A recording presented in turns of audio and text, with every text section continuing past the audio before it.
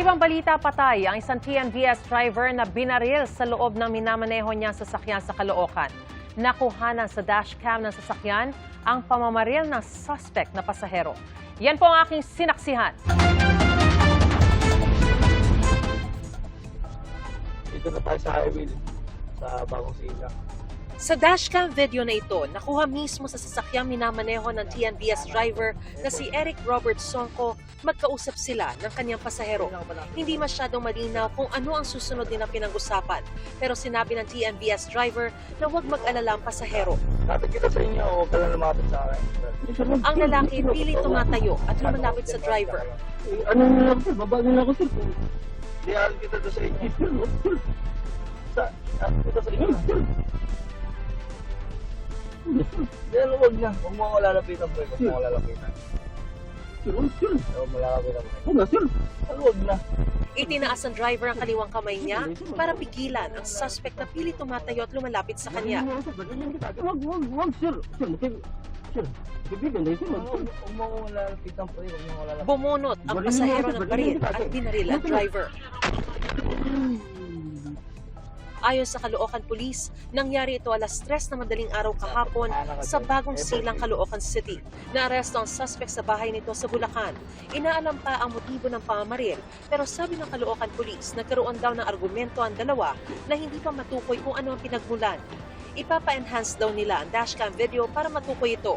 Ayon sa Caloocan Police, humingi ng tulong sa mga tanod ng Barangay 188 sa Caloocan ang suspect dahil hinahanap daw nito ang kanyang asawa. Hindi umano ito taga Caloocan at bago pa lang sa lugar, dinala siya ng mga tanod sa Tala Police Substation.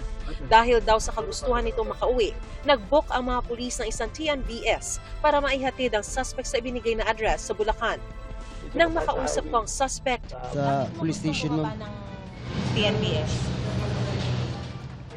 Para malaman ng asawa ko, ma'am, nakulong ako. Ah, gano'n? Kaya mo binaril? Hindi, ma'am. Ano? Isuyo ako, ma'am, na papuntahin sa jail yung sa police station yung misis ko, ma'am. May gusto ka bang sabihin to sa pamilya nung biktima na binaril Ma'am, mo? sa ano na lang, ma'am, sa Sa? hearing na lang, ma'am. Hindi ka... Doon na sa husgado, ma'am. Nagsisisi po ba kayo? No comment lang ako dyan, ma'am. O, sige. Sa korte na lang. Hindi po katanggap-tanggap. 3 po yung anak namin. Tsaka yung baby namin, 8 months pa lang. Bibinyagan pa lang. Pero wala na po siya. Ano po sana ang... Marami pong pangarap yung asawa ko sa hostisya po. May pakiusap din siya sa mga nagpapakalat ng video at nagsusulat ng masasakit na komento. Huwag po agad man-judge. Base lang po sa putol na video. Ang asawa ko po ay hihahatid lamang ng maayos at ligtas sa bahay ng pasahero base sa kanilang tungkulin bilang TNVS driver. Ang bili na sa kanya nang nag-book sa kanya, baka daw mapahamak yung pasahero dahil madaling araw na po yun at wala nang masasakyan. Ngayong hapon ay in-inquest na dito sa Caloocan City Prosecutor's Office ang suspect at mga kasong murder at paglabag sa Republic Act 10591 o illegal possession of firearms ang mga kasong isinampa ng pulisya laban sa suspect sa pamamaril.